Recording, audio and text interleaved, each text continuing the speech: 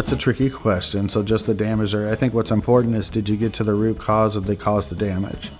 So did we find where the water infiltration was coming in, or was it bugs? And so for me, the most important thing is to address root cause. So just replacing the damaged area may just be prolonging the inevitable. And I would always say you want to avoid that. We have a tendency, because money's tight for everybody, to want to pick the cheaper, less expensive option, which might be just, well, cut out the bad piece and put a new piece in. But then you realize over time, things just get worse. And again, like we didn't get to address the root problem, it's just going to happen again.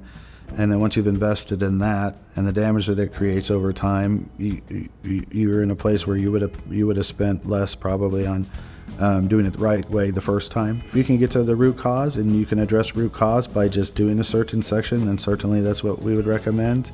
A lot of times it means we're thinking about the original installation of what was there, and there's probably some type of workmanship issue typically that causes it, the way that it's flashed or the way that the wall was prepped before the siding went on. And so identifying that and tracking that down. But addressing it usually means we're doing a bigger job than just the area, because we want to make sure the whole area is done the right way.